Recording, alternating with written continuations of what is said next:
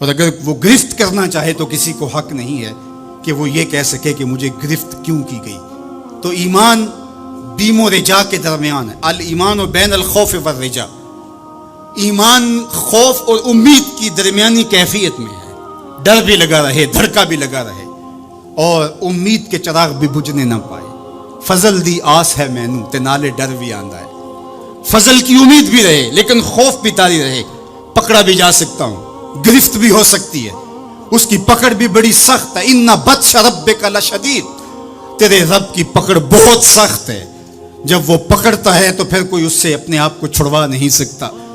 اللہ اکبر. تو اس کی پکڑ کا خوف بھی رہے لیکن وہ کریم بھی ہے، وہ معاف کرنا چاہے. ما یفعل اللہ بعذابکم، وہ تمہیں عذاب دے کے کیا کرے گا؟ اگر تم اس کا شکر کرنا سیکھ جاؤ تو وہ تو تمہارا رب ہے، وہ تمہیں عذاب دے کے کیا کرے گا؟ تو امید بھی روشن رہے اور خوف بھی طاری رہے. تمہید الایمان کے اندر شیخ عبدالحق محدث دہلوی علیہ رحمہ حضرت سیدنا عمر رضی اللہ تعالیٰ عنہ کا قول بیان کرتے ہیں کہ وہ فرماتے ہیں کہ اگر مجھے یہ پتہ چلے کہ سارے لوگ جنت میں جائیں گے، ایک شخص جہنمی ہوگا، تو میں ڈرتا ہوں کہیں وہ ایک میں ہی نہ ہو جاؤں. اور اگر مجھے یہ پتہ چلے کہ سارے لوگ جہنم میں جائیں گے اور ایک ہی جنت میں جائے گا، تو مجھے امید ہوگی شاید وہ ایک میں ہی ہو جاؤں. اور ہم کہتے ہیں فلاں اگر جنت میں چلا گیا، فلاں اگر بخشا گیا تو میں بھی چلا جاؤں گا. ہم نے اپنی آخرت دوسرے سے جوڑ دی. فلاں بخشا گیا تو میں بھی بخشا جاؤں گا. وہ کہتے ہیں اگر سارے جنت میں جائیں، یہ خبر ہو کہ ایک نے جہنم میں جانا ہے، تو میں ڈرتا ہوں کہیں وہ ایک میں ہی نہ ہو جاؤں، وہ میں ہی نہ پھنس جاؤں. ایک بچہ تھا، گھر سے روتا ہوا نکل گیا اور جنگلوں کے اندر آنسو بہاتا ہے. کوئی درویش ملا، اس نے کہا کیا ہوا؟ کہا مجھے اللہ سے بڑا ڈر لگتا ہے. میرے حضرت قبلہ خواجہ محمد یعقوب مصطفی رحمۃ اللہ تعالی علیہ آپ کے یہاں نشان پڑ گئے تھے رو رو کے. ان کی ہڈیوں میں درد بھرا ہوا تھا، یہاں رو رو کے نشان پڑ گئے تھے. تو یہاں ایک بزرگ ہوتے تھے، انتقال کر گئے. وہ کہتے ہیں ایک دن میں گیا تو انہوں نے دونوں اپنے گھٹنے کھڑے کیے تھے اور اپنی باہیں اس کے گرد لپیٹی ہوئی تھی اور ایسے سر جھکایا تھا. تو میں نے جا کے سلام کیا تو انہوں نے سر اٹھایا تو وہ رو رہے تھے. تو میں نے کہا کہ آپ اتنا روتے کیوں ہیں؟ تو وہ کہتے ہیں کہ ان کے انداز نے میرے اندر درد بھر دیا. انہوں نے ایسے سر اٹھایا اور کہا اس سے ڈر آتا ہے، اس سے ڈر آتا ہے.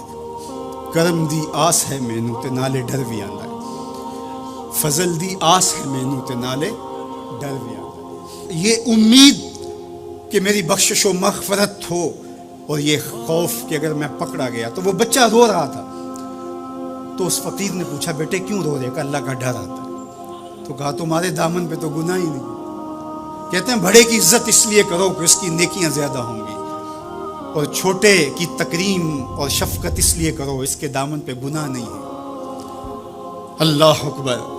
ہم لوگوں کے گناہ دیکھتے ہیں اور اپنی خوبیاں دیکھتے ہیں. صوفیاء کا ایک جملہ ذہن کی تختی پہ لکھ لیجئے، جب عیب دیکھنے کا شوق آئے وہ کہتے ہیں اپنے اندر اتر جاؤ، اور جب خوبیاں دیکھنے کا شوق آئے تو دوسروں کو دیکھو. دوسروں کو دیکھو، کسی کے اندر کوئی خوبی، کسی کے اندر کوئی خوبی. تو کہا کہ اللہ سے ڈر آتا ہے. تو کہا کہ بیٹے تم نے تو گناہ ہی کوئی نہیں کیے. تو کہا آج میں نے عجیب ماجرا دیکھا جس نے مجھے گھر سے نکال دیا. کہا کیا؟ کہا کہ میری ماں کھانا پکانے کے لیے چولہے میں آگ جلانے لگی تو اس نے لکڑیاں رکھی تو لکڑیوں کو آگ نہیں لگ رہی تھی.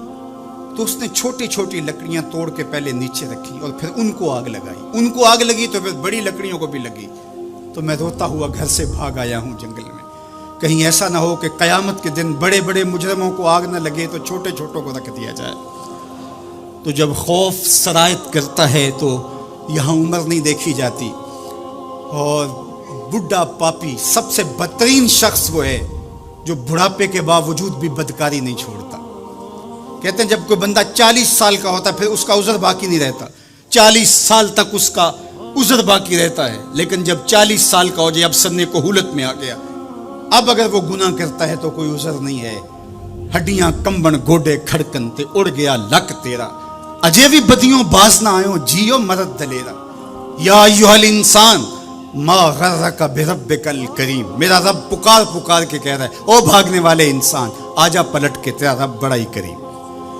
میں یہ بات 100 بار کہی، میرے سننے والے مجھ سے 1000 بار سن چکے، لیکن لفظوں کی چاشنی اور امید کی ایسی جگمگاتی کرنیں روشن ہوتی ہیں کہ دل میں چراغاں ہو جاتا ہے، اور جب میں یہ بول رہا ہوتا ہوں تو میرے اندر پھل جھڑیاں پھوٹ رہی ہوتی ہیں، اور اللہ کے تشکر کے اندر درد کی کیفیت بھی پیدا ہو رہی ہوتی ہے کہ وہ رحمت برے لہجے میں پکار کے کہہ رہے سرکش کو، متمرد کو، باغی کو، جو اس کی دہلیز چھوڑ کے بھاگ گیا، او بھاگنے والے آجا پلٹ کے تیرا رب بڑا ہی کریم ہے۔ کوئی ایسے بھی آواز دیتا ہے، کوئی ایسے بھی مجرم کو پکارتا ہے۔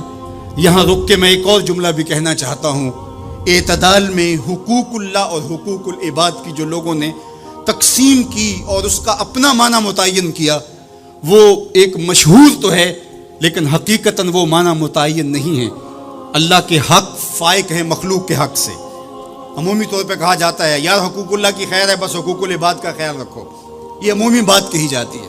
تو یہ بات اچھی طرح ذہن نشین کر رہے ہیں، یہ بھی آپ کے اعمال میں اور آپ کی افکار میں اور آپ کے نظریات میں غلوف پیدا ہو گیا کہ آپ نے اللہ کے حق کو کمتر سمجھ لیا اور مخلوق کے حق کو غالب سمجھ لیا۔ ایسا نہیں ہے، اللہ کے حق سب سے زیادہ ہیں۔ اللہ تعالیٰ قرآن مجید میں ایک موقع پہ ارشاد فرمایا وَمَا قَدَرُ اللَّهَ حَقَّ قَدْرِهِ، انہوں نے اللہ کی قدر کا حق ہی ادا نہیں کیا۔ وہ تمہارا خالق لگتا ہے، خالق کے بڑھ کے حق کس کے زیادہ ہو سکتے ہیں؟ تو جو مختلف روایات کے اندر حقوق العباد کی طرف توجہ دلائے گی تو اس کا مطلب یہ ہے، مفہوم یہ ہے کہ اللہ تو کریم ہے، وہ معاف کر دے گا، بندہ تو معاف نہیں کرے گا۔ بالخصوص قیامت کے دن جب پھنس گیا اور اس کی اپنی بدعمالیاں بھی اس کے پاس ہوئیں اور کسی نے اس کا حق غصب کیا ہوا ہوگا تو پھر کیا ہوگا؟ اب وہ تو خود پھنسا ہوا ہے تو وہ کبھی نہیں چھوڑے گا۔ اب اللہ تعالیٰ کس طرح اس معاملے کا حل فرمائے گا کہ یہ شخص جس نے حق کھایا ہے، جس نے زیادتی کی ہے، تو اس دوسرے شخص کو اپنی نیکیاں دے گا۔ نیکیاں لینے کے باوجود بھی اگر وہ پاپی اتنا بڑا ہے کہ ابھی بھی کام نہیں بنتا اور اس کے ذمے قرض بھی باقی رہ گیا، تو پھر یہ اس کو اپنے گناہ دے گا۔ تو اب قیامت کے دن کون چھوڑے گا؟ جہنم کی دہکتی ہوئی آگ سامنے ہوگی اور ایک بندہ پھنسا ہے اور یہ بھی پھنسا ہوا ہے، تو اس کی جان اس کو اپنے گناہ دے کے اس کی نیکیاں لے کے چھوٹ رہی ہے، تو وہ کیسے معاف کرے گا؟ وہ نہیں معاف کرے گا۔ اس لیے اس معنی کے اندر کہا کہ حقوق العباد میں کوتاہی نہ کرنا، اس لیے کہ اس کی معافی نہیں کرے گا، وہ اس کے پاس ایک چیز ہاتھ لگ جائے گی وہ تو غنیمت سمجھے گا۔ تو اس کا یہ مطلب بھی کہیں نہیں ہے کہ بندے کے حق کہیں غالب اور زیادہ ہیں، اللہ کے حق کم ہیں۔ جو حق بندے کا اللہ پر ہے، اللہ نے تو پیدا کیا ہے۔ الذی خلقک فسواک فعدلک، کہا تیرے حق میرے اوپر زیادہ ہے اس لیے کہ میں تیرا خالق لگتا ہوں۔ میں آپ سے پوچھتا ہوں، اس دنیا پر، اس عالم رنگ و بو میں، اس مادی کائنات میں سب سے زیادہ آپ کے کندھوں پر کس کے حق ہیں؟ تو آپ سب کہیں گے ماں کے حق۔ حضور سے بھی پوچھا گیا من ابرو، حضور میں سب سے زیادہ کس کے ساتھ حسن سلوک کروں؟ یہ حضور سے سوال کیا گیا تو میرے آقا کریم نے فرمایا امکت، اپنی ماں کے ساتھ۔ تو اس نے پھر دوبارہ سوال کیا، پھر حضور نے فرمایا کہ اپنی ماں کے ساتھ۔ پھر کہا حضور میں سب سے زیادہ نیکی کس سے کروں؟ میری نیکیوں کا، میرے حسن سلوک کا سب سے زیادہ حقدار کون ہے؟ تو آقا کریم نے فرمایا امکا، تیری ماں۔ تو پھر اس نے چوتھی مرتبہ کہا تو حضور نے فرمایا تیرا باپ۔ تو 3 مرتبہ حضور نے ماں کا ذکر کیا۔ علماء نے یہاں لکھا کہ والد اولاد کی تربیت کرنے کے لیے مشقت سہتا ہے، کمائی کرتا ہے، یہ ایک مرحلہ ہے اس کا۔ ماں 9 ماہ تک اس کو اپنے پیٹ میں رکھتی ہے، ایک مرحلہ یہ۔ پھر ولادت کا دوسرا مرحلہ، زچہ بچہ دونوں کے لیے موت و حیات کی کشمکش ہے۔ اور تیسرا مرحلہ اس کی تربیت کا جس کا باپ شامل ہوتا ہے۔ تو ماں کے 3 حق بیان کیے اور باپ کا ایک حق بیان کیا۔ مجھے بتاؤ وہ ماں اور وہ باپ جو اولاد کو اپنی آنکھوں کا تارا اور نور نظر کہتی ہے، کیا اس کے حق ساری زندگی بھی کوئی لگا رہے تو ادا کر سکتا ہے؟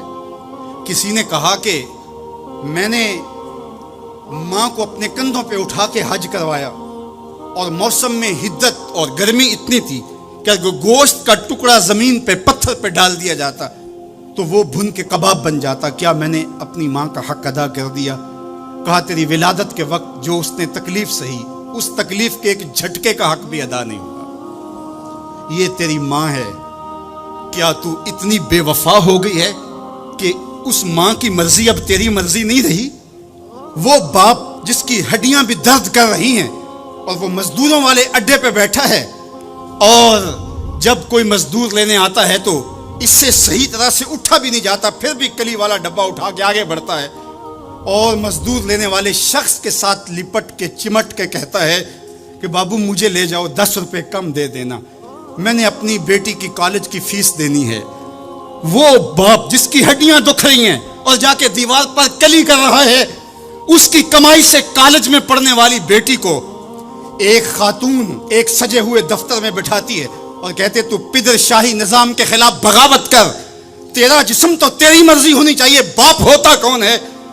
وہ بیٹی اس کے منہ پہ تھپڑ مارے، وہ کلی کر کے میرا پیٹ پالتا رہا اور میری فیسیں ادا کرتا رہا، میں تو اپنے بدن اور اپنی زندگی کی ایک ایک سانس بھی اپنے باپ کے نام کر دوں، حق پھر بھی ادا نہیں ہو سکتا ہے۔ میرا باپ میری تعلیم کا ضامن ہے، میری زندگی کا ضامن ہے، میری عزت اور آبرو کا پہرے دار ہے۔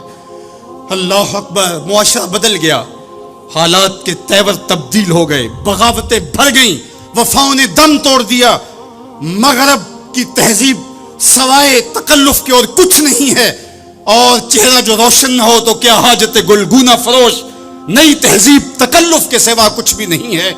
یہ مغربی تہذیب کی یلغار نے مرد آوارہ، بیکار و زن کمار باش کیا معاشرہ تخلیق کیا جا رہا ہے۔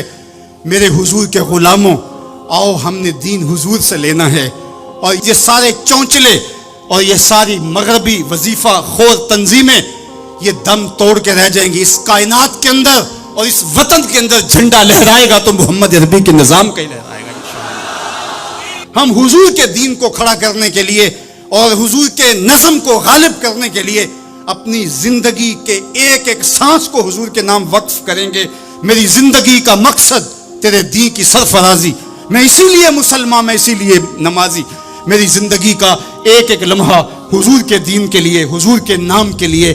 تو حقوق والدین کے جو ہے وہ بہت سارے ہیں، کہا تو اس کے ایک درد کے جھٹکے کا جواب بھی نہیں دے سکا۔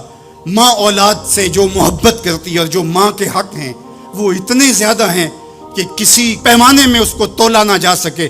میں کہا کرتا ہوں سمندر کی پاتال تک تو کوئی پہنچ گیا ہوگا، لیکن ماں کے پیار کا کنارہ آج تک کسی نے نہیں پایا۔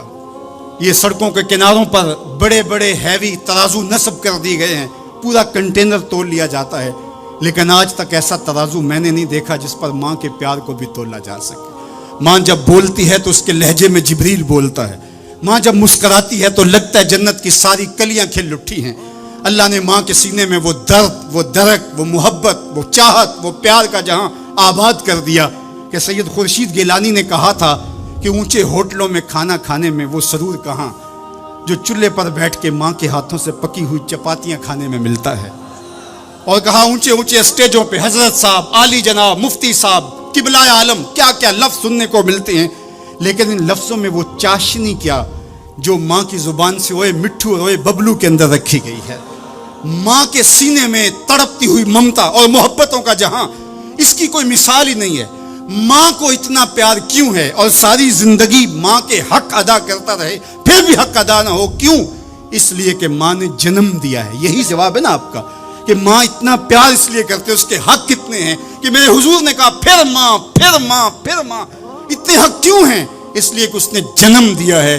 میرے جملے کو بار بار آپ نے سنا ہوگا، پھر سن لیجئے، جس نے جنم دیا ہے اس کو اتنا پیار ہے اور اس کے اتنے حق ہیں، تو جس نے خلق کیا ہے اس کو کتنا پیار ہوگا اور اس کے کتنے حق ہوں گے۔